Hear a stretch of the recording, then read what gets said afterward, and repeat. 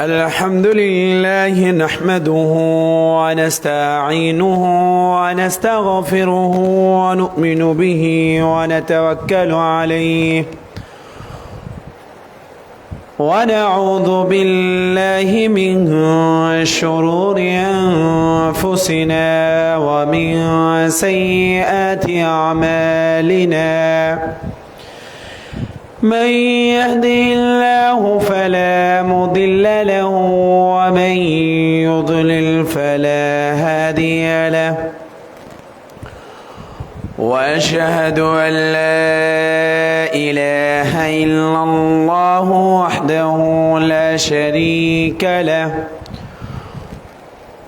وأشهد أن محمدًا عبده ورسوله أما بعد فإن خير الحديث كتاب الله وخير الهدي هدي محمد صلى الله عليه وسلم وشر الأمور محدثاتها وكل محدثة بدعة وكل بدعة ضلالة وكل ضلالة في النار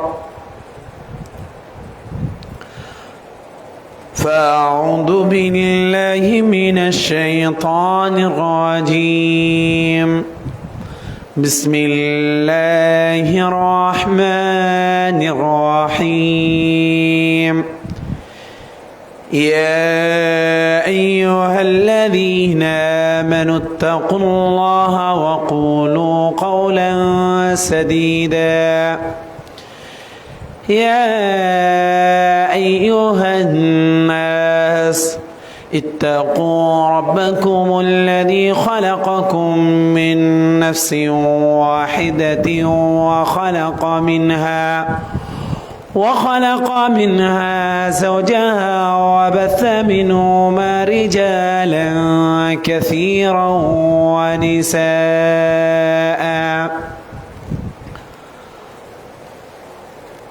يا أيها الذين آمنوا اتقوا الله وكونوا مع الصادقين وقال تعالى في موضع آخر قاف والقرآن المجيد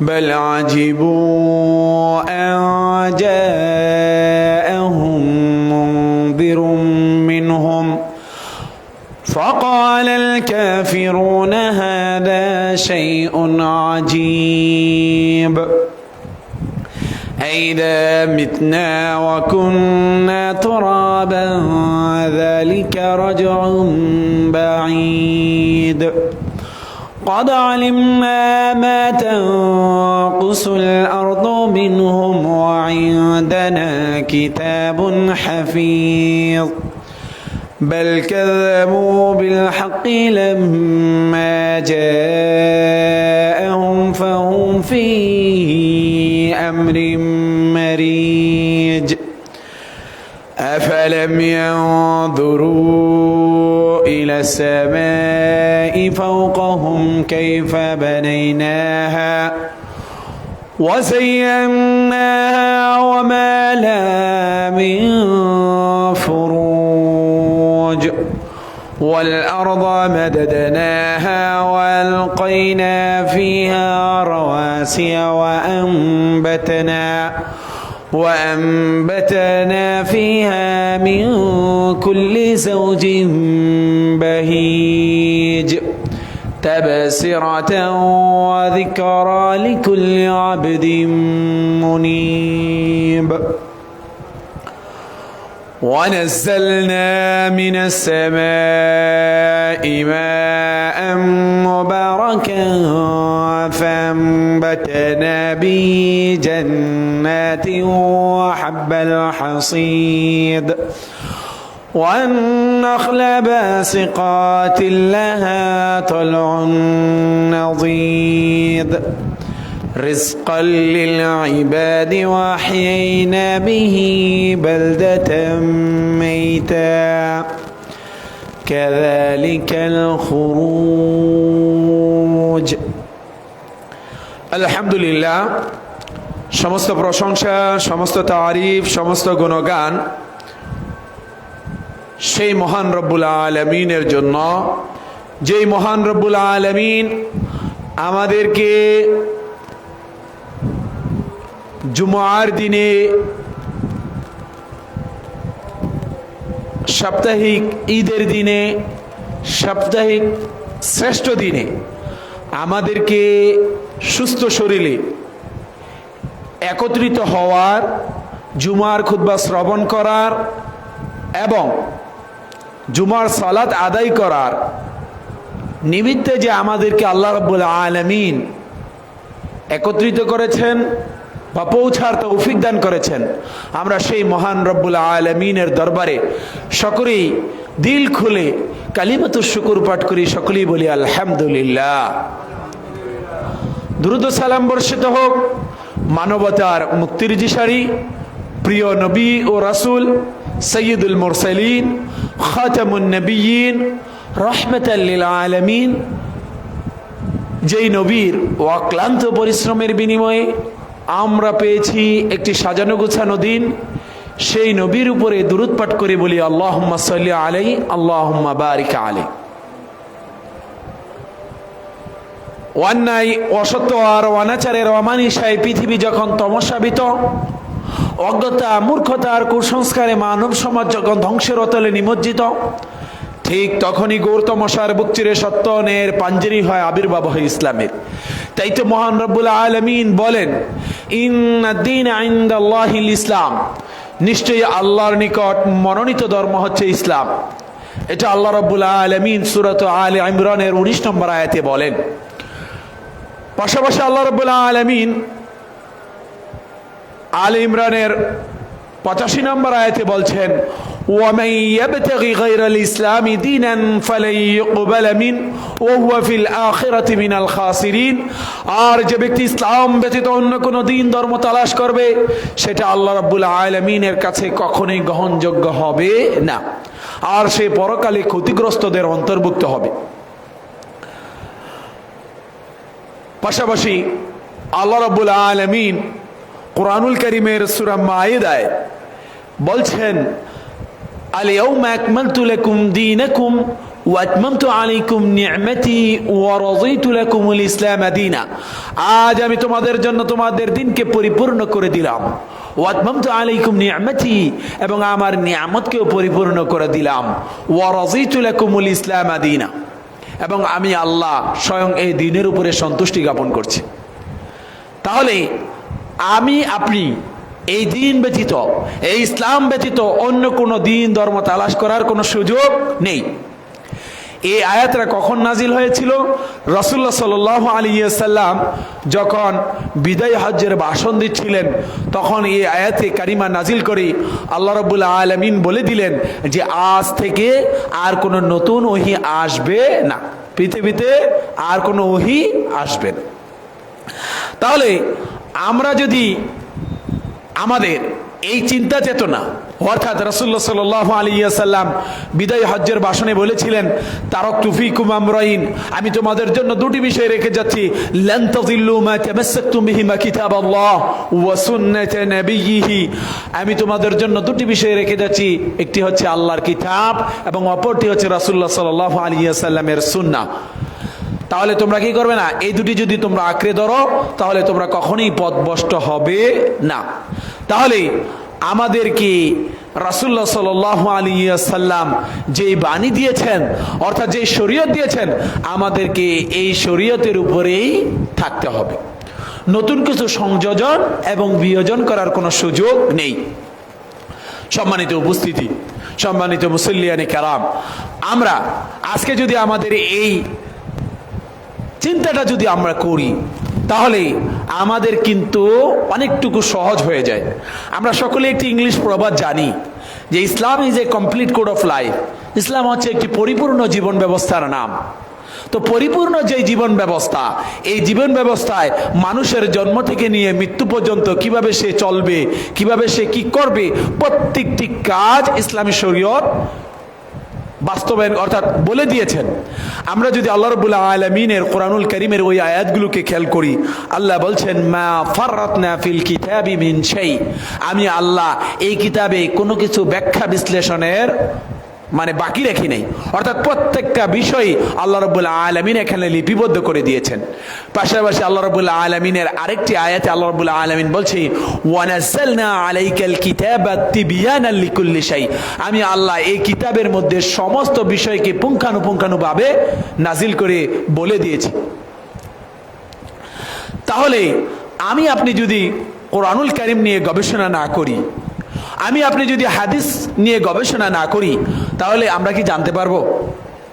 আমরা কি শিখতে পারবো?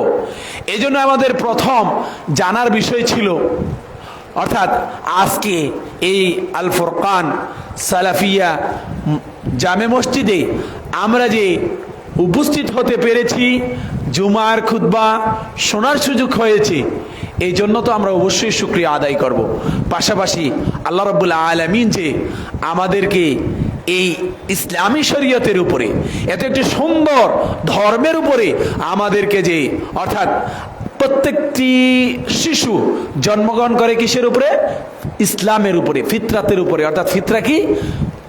দ্বীনে ইসলামের উপরে তারা কি করে? জন্মগ্রহণ করে। তারপরে তার পিতামাতা তাকে ইউহাব্বিদানিহি আও ইউনাসসিরানিহি আও ইউমাজ্জিসানিহি, অর্থাৎ তার পিতা তাকে ইহুদি বানায়, নাইলে নাসারা বানায়, নাইলে অগ্নিপূজক বানায়। বুঝতে পেরেছেন? তাহলে এই জন্য আমাদেরকে প্রচুর পরিমাণ পড়তে হবে।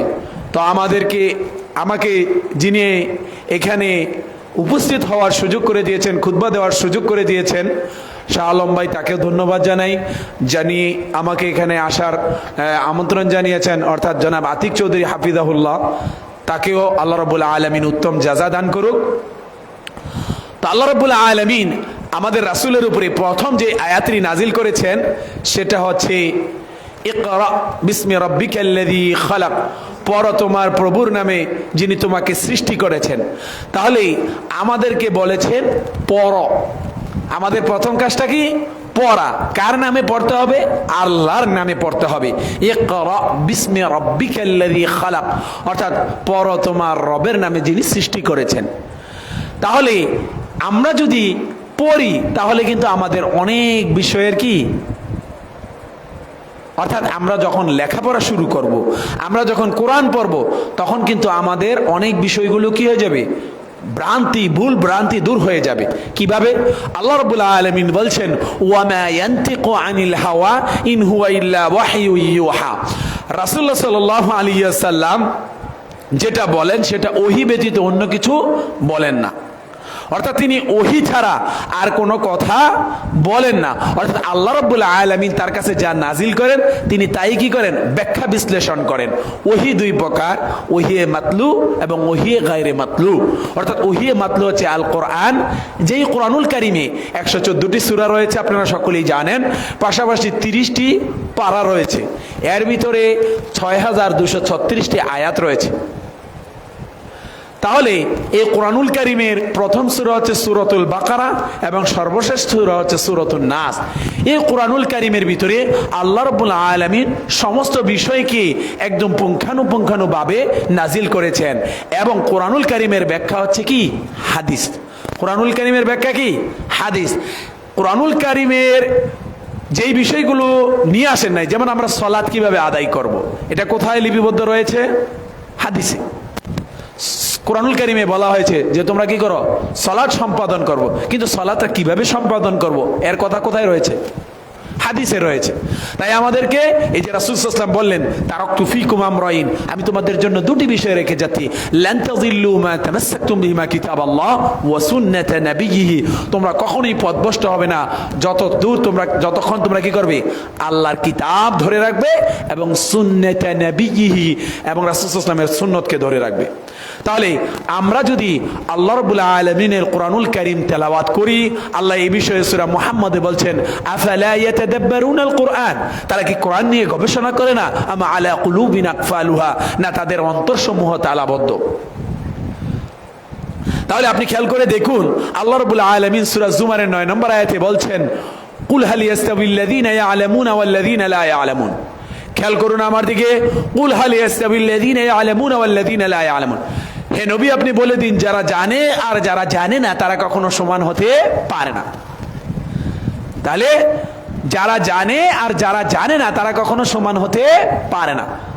এবং আল্লাহ রাব্বুল আলামিন সূরা ফাতিরের 19 থেকে 4টি আয়াতে একসাথে বলছেন, ওয়ামা ইয়াস্তাবিল আ'মা ওয়াল বাসীর, যে চোখে দেখে আর যে চোখে দেখে না সে কখনো সমান হতে পারে না। ওয়ালা যুলুমাতু ওয়ালা নূর, অন্ধকার আর আলো কখনো সমান হতে পারে না। ওয়ালা যিল্লু ওয়ালাল হারুর, এবং রৌদ্র আর ছায়া কখনো সমান হতে পারে না। ওয়ামা ইয়াস্তাবিল আহইয়াউ ওয়ালাল আমওয়াত, জীবিত আর মৃত কখনো সমান হতে পারে না। তাহলে এখান থেকে আপনি কি বুঝলেন?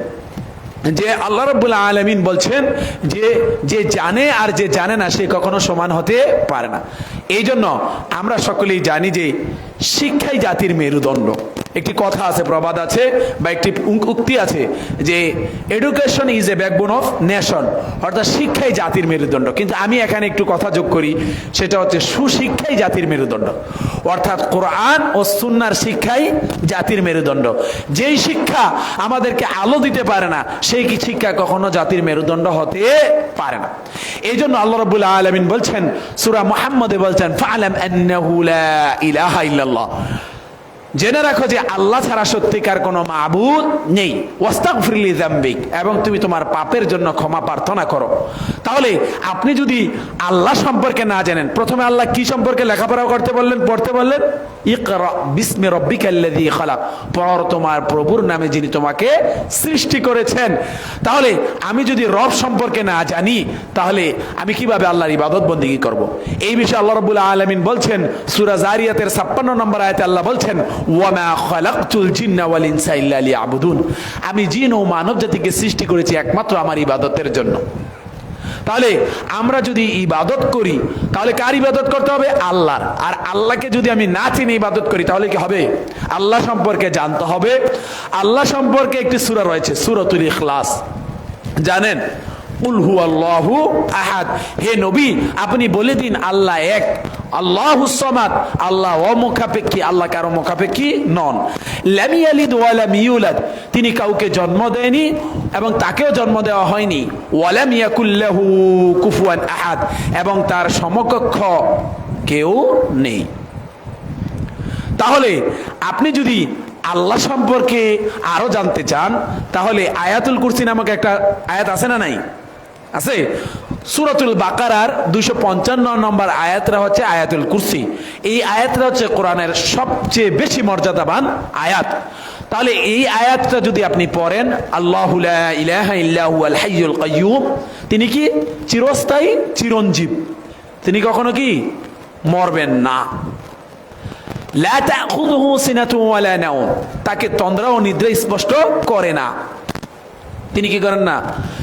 পাশাপাশি বলছে লাহু মা ফিস সামাওয়াতি ওয়া মা ফিল আরদ মান যাল্লাযী ইয়াশফাউ ইনদাহু ইল্লা বিইذনি ইয়ালামু মা বাইনা আইদিহিম ওয়া মা খালফাহুম ওয়া লা ইউহিতুনা বিশাইইন মিন ইলমিহি ইল্লা বিমা শাআ ওয়াসি'a কুরসিয়্যুহুস সামাওয়াতি ওয়াল আরদ ওয়া লা ইয়াউদুহু হিফযুহুমা ওয়া হুয়াল আলিয়্যুল আযীম।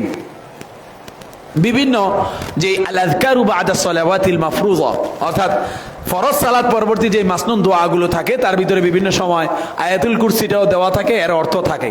এখান থেকে অর্থটা দেখবেন যে এখানে আল্লাহর কত সুন্দর করে পরিচয়টা দেওয়া আছে। তাহলে এবার শুনেন কেন আপনি আল্লাহ, দিন এবং রাসূল সাল্লাল্লাহু আলাইহি ওয়াসাল্লাম সম্পর্কে জানতে হবে আপনার।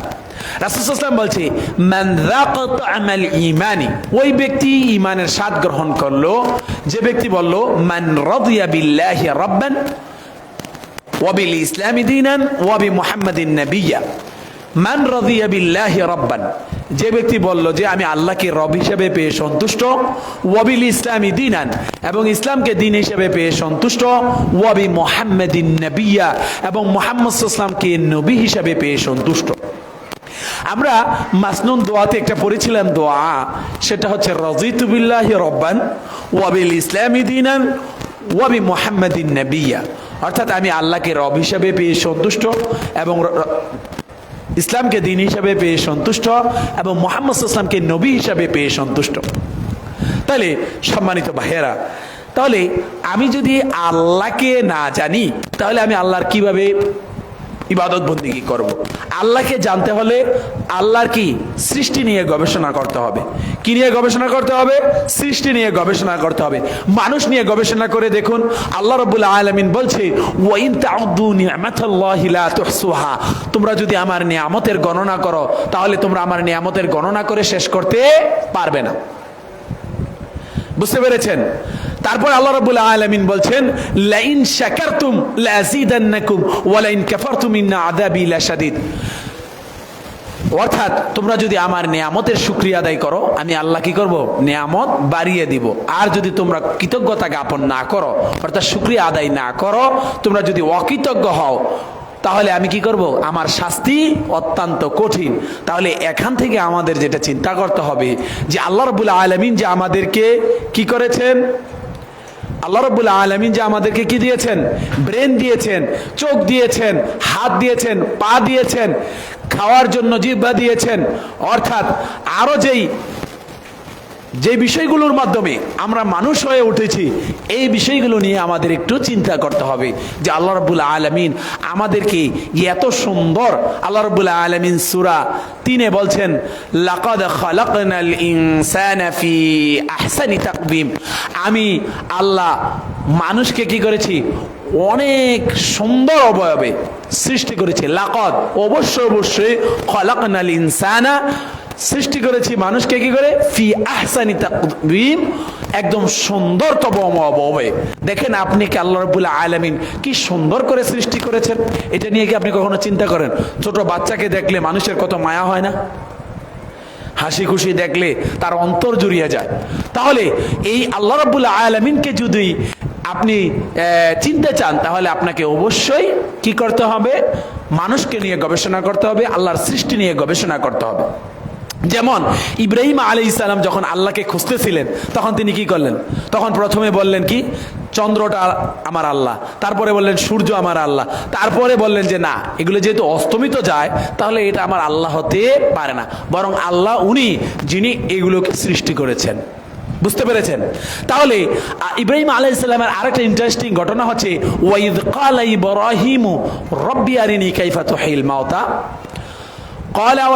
ইব্রাহিম আলাইহিস সালাতু ওয়াস সালামের এইটা সূরা বাকারার একটি আয়াত।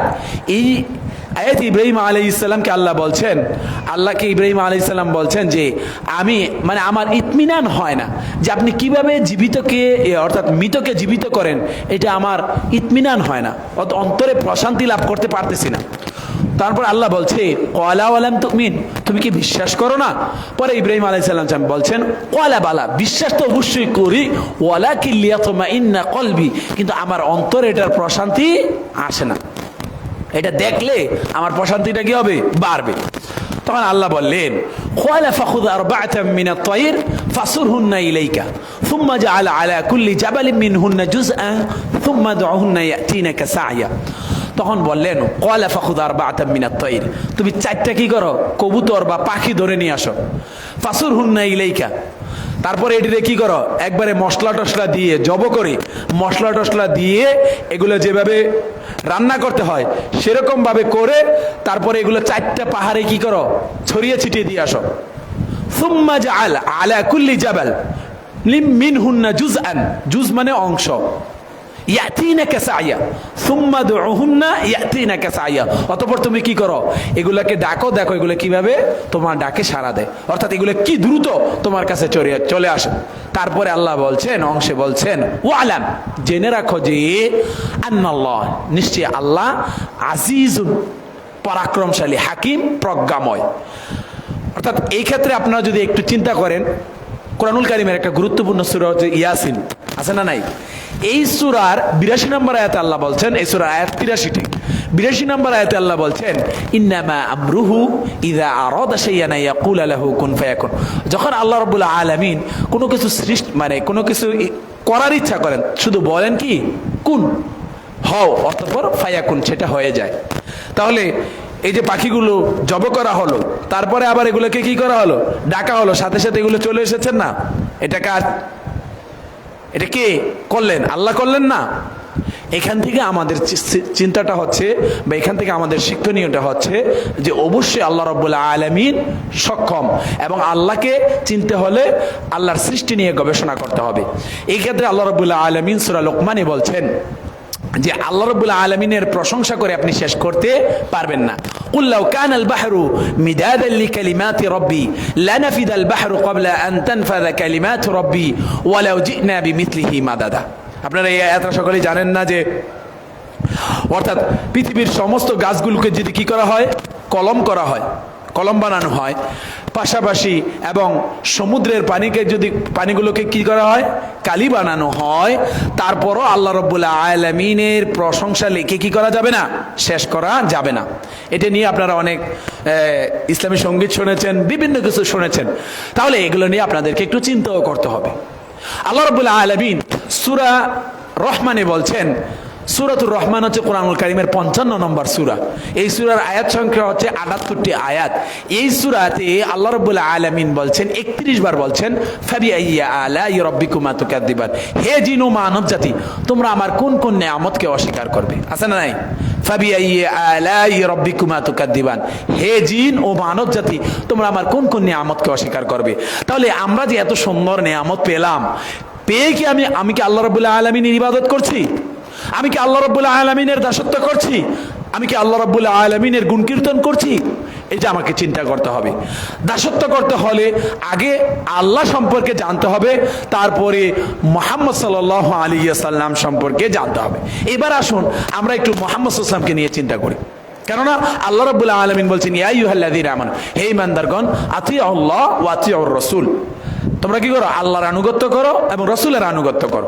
তাহলে রসুলের আনুগত্য যদি করি, তাহলে রসুল সম্পর্কে একটু জানি। রসুল কে ছিলেন? তিনি ছিলেন মুহাম্মদ ইবনে আব্দুল্লাহ। তার বাবার নাম কি ছিল?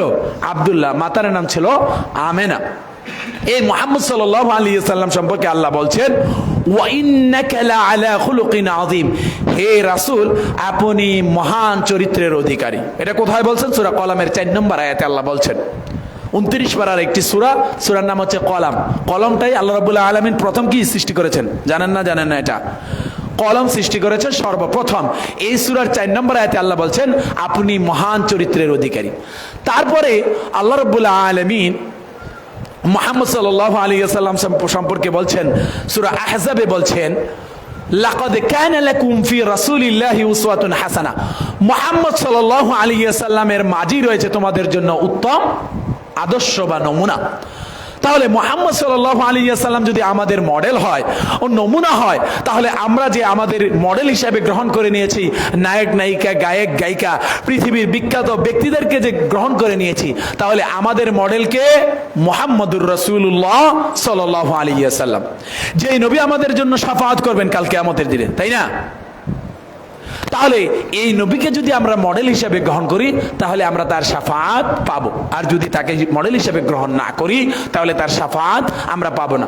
পাশাপাশি আরেকটি আয়াতের কথা যদি আপনি খেয়াল করেন, আল্লাহ রাব্বুল আলামিন বলছে ওয়ামা আরসালনাকা ইল্লা রাহমাতাল লিল আলামিন, হে রাসূল আমি আপনাকে গোটা মানব জাতির জন্য রহমত স্বরূপ প্রেরণ করেছি। তাহলে আপনি মুহাম্মদ সাল্লাল্লাহু আলাইহি ওয়াসাল্লাম সম্পর্কে কিছুই জানেন না, তাহলে মুহাম্মদ সাল্লাল্লাহু আলাইহি ওয়াসাল্লাম আপনার জন্য কিভাবে সুপারিশ করবেন? কিভাবে আপনাকে হাউজে কাউসারে, অর্থাৎ যদি আপনি মুহাম্মদ সাল্লাল্লাহু আলাইহি ওয়াসাল্লামের সুন্নতের অনুসরণ করেন, তাহলে না আপনি হাউজে কাউসারে পানি পান করতে পারবেন। এখন আসেন মুহাম্মদ সাল্লাল্লাহু আলাইহি ওয়াসাল্লাম সম্পর্কে আল্লাহ কি বলছেন? আল্লাহ বলছেন হে নবী আপনি বলে দিন কুল ইন কুনতুম তুহিব্বুনাল্লাহ, যদি তোমরা আল্লাহর ভালোবাসা পেতে চাও ফাত্তাবিউনি, আমি রাসূলের অনুসরণ করো, ইউহিব্বুকুমুল্লাহ, আল্লাহ তোমাদেরকে কি করবেন? ভালোবাসবেন। ইউহিব্বুকুমুল্লাহ ওয়া ইয়াগফির লাকুম যুনুবাকুম, এবং আল্লাহ তোমাদের অপরাধ কি করে দিবেন? ক্ষমা করে দিবেন। ওয়াল্লাহু গফুরুর রহিম, আল্লাহ কি ক্ষমাশীল দয়াময়। তাহলে আপনাকে অবশ্যই রাসূলের অনুসরণ করতে হবে। মুহাম্মদুর রাসূলুল্লাহ সাল্লাল্লাহু আলাইহি ওয়াসাল্লাম সম্পর্কে আরো আয়াত রয়েছে, যেমন এই আয়াতটা যে বললাম মুহাম্মদুর রাসূলুল্লাহ, এটাও একটা সূরা ফাতিহার আয়াত। পাশাপাশি আরো আয়াত রয়েছে ওয়ামা মুহাম্মাদুন ইল্লা রাসূল ক্বাদ খালাত মিন ক্বাবলিহির রাসূল। তো এই মুহাম্মদ সাল্লাল্লাহু আলাইহি ওয়াসাল্লাম সম্পর্কে আয়েশা রাদিয়াল্লাহু আনহাকে জিজ্ঞেস করার পরে তিনি বলেছিলেন কানা খুলুকুহুল কোরআন, তার চরিত্রটাই হচ্ছে কোরআন। তার চরিত্রটা কি? কোরআন। মুহাম্মদ সাল্লাল্লাহু আলাইহি ওয়াসাল্লামের চরিত্র সম্পর্কে জিজ্ঞাসা করা হয়েছিল, তখন তিনি বলেছিলেন কি? তার চরিত্রটাই হচ্ছে কোরআন। একজন নাস্তিক বা একজন বেদুইন বা একজন বিধর্মী, তিনি 100 মনীষীর জীবনী লিখেছেন। নাস্তিক না, সরি, তিনি একটি বিধর্মী, তিনি কি 100 মনীষীর জীবনী লিখেছেন। তিনি সেখানে বলেছেন যে তিনি সেখানে মুহাম্মদ সাল্লাল্লাহু আলাইহি ওয়াসাল্লামের সর্বপ্রথম জীবনী নিয়ে এসেছেন। মাইকেল এইচ হার্ট, আপনারা এই বইটি সার্চ করলেই পাবেন যে 100 মনীষীর জীবনী মাইকেল এইচ হার্টের। তিনি কি করেছেন? সর্বপ্রথম মুহাম্মদ সাল্লাল্লাহু আলাইহি ওয়াসাল্লামের জীবনী নিয়ে এসেছেন। মুহাম্মদ সাল্লাল্লাহু আলাইহি ওয়াসাল্লামের জীবনী যদি আপনারা পড়েন, বিশেষ করে মুহাম্মদ সাল্লাল্লাহু আলাইহি ওয়াসাল্লামের জীবনী পড়তে গেলে আপনাকে ইসকাউনা মির রাহিকিম মাখতুম সূরা মুতাফফিফিনের একটি আয়াত, এই আয়াতে আল্লাহ রাব্বুল আলামিন এই মুহাম্মদ সাল্লাল্লাহু আলাইহি ওয়াসাল্লাম সম্পর্কে আল্লামা সফিউর রহমান মোবারকপুরী রাসূলুল্লাহ সাল্লাল্লাহু আলাইহি ওয়াসাল্লামের জীবনী লিখেছেন এই আয়াতকে কেন্দ্র করে। খেয়াল করুন, 1182টি পাণ্ডুলিপির মধ্যে এই আর রাহিকুল মাখতুম শ্রেষ্ঠ কিতাব হয়েছিল। আরবি ভাষায় প্রতিযোগিতা হয়েছিল, যেখানে আর রাহিকুল মাখতুম নামক একটি কিতাব তিনি লিখেছিলেন, যেটা আরবদের ভিতরে এবং এই 1182টি পাণ্ডুলিপির মধ্যে শ্রেষ্ঠ হয়েছিল। আর এর বঙ্গানুবাদ করেছেন খাদিজা আক্তার রেজাই নামক একজন মহিলা। পাশাপাশি আমাদের ডক্টর আসাদুল্লাহ গালিব স্যারও কি করেছেন? রাসূলুল্লাহ সাল্লাল্লাহু আলাইহি ওয়াসাল্লামের জীবনী লিখেছেন। এরকম আরো জীবনী লিখেছেন, অসংখ্য মানুষ কি করেছেন? মুহাম্মদ সাল্লাল্লাহু আলাইহি ওয়াসাল্লামের জীবনী লিখেছেন। তো আপনি সবচেয়ে ভালো এবং সুন্দর জীবনী পাবেন আর তাওহীদ প্রকাশনীর যদি আপনি আর রাহিকুল মাখতুমটা পড়েন, তাহলে দেখবেন যে এখানে অনেক সুন্দরভাবে গুছিয়ে রাসূলুল্লাহ সাল্লাল্লাহু আলাইহি ওয়াসাল্লামের জীবনী লিখেছেন। রাসূলুল্লাহ সাল্লাল্লাহু আলাইহি ওয়াসাল্লামে জীবদ্দশায় 100টি যুদ্ধ সংগঠিত হয়েছিল। কতটি? 100টি যুদ্ধ সংগঠিত হয়েছিল। গজওয়া এবং সারিয়া। গজওয়া বলা হয় যে যুদ্ধটা রাসূলুল্লাহ সাল্লাল্লাহু আলাইহি ওয়াসাল্লামের নেতৃত্বে হয়েছিল, আর সারিয়া বলা হয় যে যুদ্ধে স্বয়ং রাসূলুল্লাহ সাল্লাল্লাহু আলাইহি ওয়াসাল্লাম প্রতিনিধি প্রেরণ করেছিলেন। রাসূলুল্লাহ সাল্লাল্লাহু আলাইহি ওয়াসাল্লাম 100টি যুদ্ধের মধ্যে 27টি যুদ্ধে তিনি কি করেছেন? নেতৃত্ব দিয়েছেন, আর বাকি যুদ্ধতে তিনি কি করেছেন? প্রতিনিধি প্রেরণ করেছেন।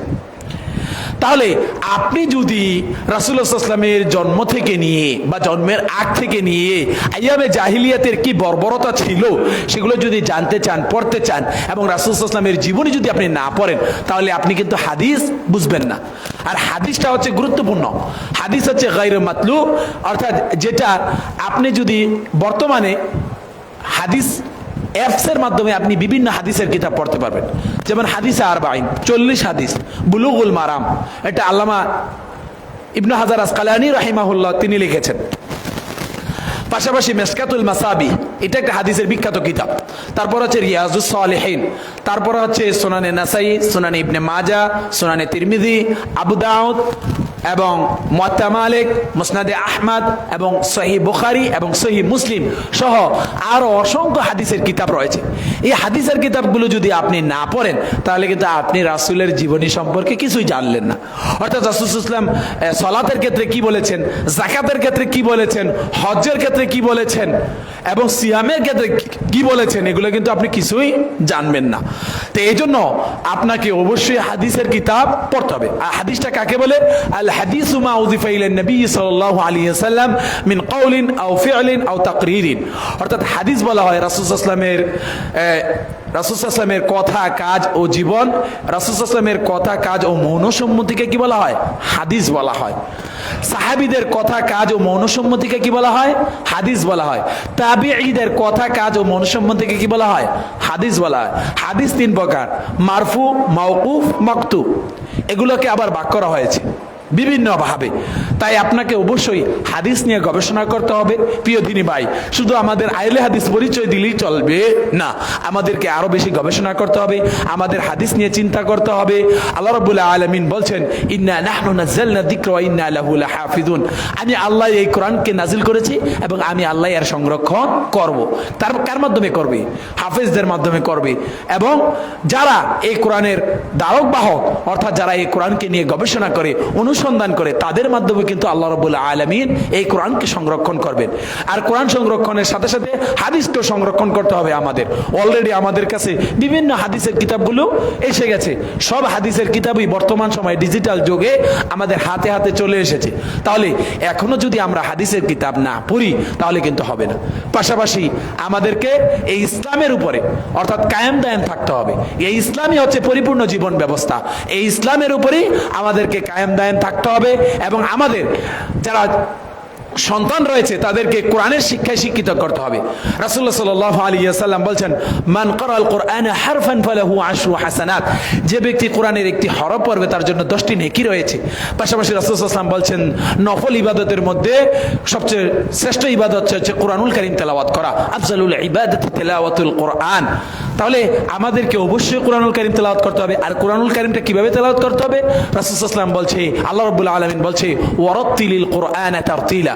তোমরা কি করো? কোরআনটাকে তাসবিহের সাথে তেলাওয়াত করো। রাসূল সাল্লাল্লাহু আলাইহি ওয়াসাল্লাম বলছে, যায়িনুল কুরআনা বিআসওয়াতিকুম। তোমরা কি করো?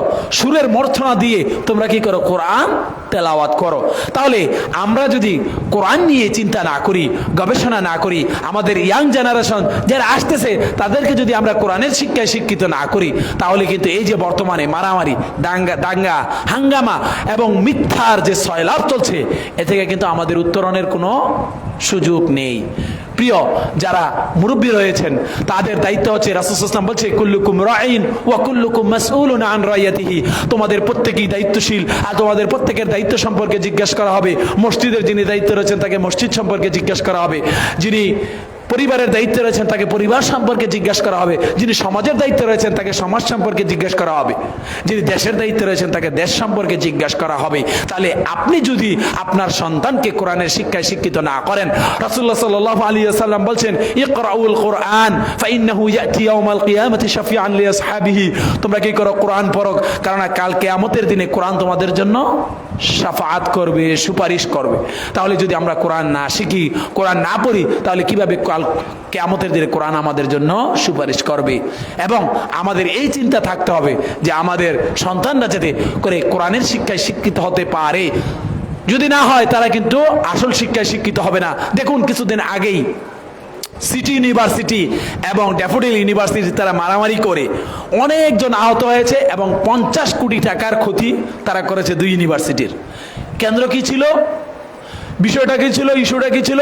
শুধু থুতু নিক্ষেপ করা।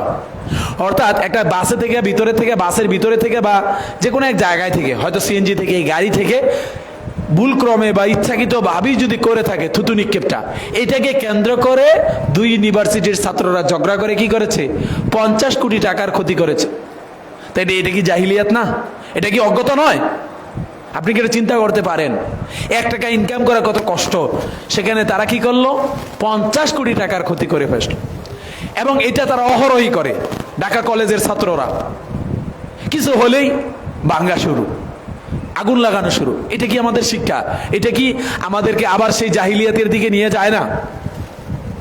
তাহলে আমাদের মডেল কে হবেন? মুহাম্মদুর রাসূলুল্লাহ সাল্লাল্লাহু আলাইহি ওয়াসাল্লাম, যিনি কি করেছিলেন? এই অজ্ঞতা, অন্ধকারকে দূরীভূত করে আলোর সমাজ নির্মাণ করেছিলেন, তাই না? তাহলে আপনারা একটু চিন্তা করবেন, আপনাদের সন্তানদেরকে একটু মাঝে মাঝে শিক্ষা দিবেন যে বাবা কিছু হলেই ভাঙ্গা, দাঙ্গা, হাঙ্গামা, রক্ত, এগুলো কিন্তু কোনো শিক্ষা নয়। এর মাধ্যমে কোনো কি আসে না। তারপরে ঠিকই দুই ইউনিভার্সিটির তারা আবার এক ইউনিভার্সিটি আরেক ইউনিভার্সিটির বিরুদ্ধে মামলা করেছে। তাহলে এখন আপনি আরো তো ক্ষতি করতেছেন। মামলা করে আপনার কি আরো টাকা খরচ হবে। পাশাপাশি আমরা ঢাকা ইউনিভার্সিটির মারামারি তো সবসময় দেখি না? এটা হচ্ছে আমাদের সুশিক্ষার অভাব। আমাদেরকে কোরআনের শিক্ষায় শিক্ষিত হতে হবে। হে প্রিয় মুসলিম ভাইয়েরা, আপনাদেরকে অবশ্যই রাসূলুল্লাহ সাল্লাল্লাহু আলাইহি ওয়াসাল্লামের জীবন আদর্শ অনুধাবন করতে হবে, চিন্তা করতে হবে, বুকে ধারণ করতে হবে। তাহলেই আমরা এই অজ্ঞতা থেকে, এই অন্ধকার থেকে আলোর পথে ফিরে আসতে পারবো। আল্লাহ রাব্বুল আলামিন আমাদেরকে সেই তৌফিক দান করুক। আমিন। ওয়া আখিরু দাওয়ানা আলহামদুলিল্লাহি রাব্বিল আলামিন।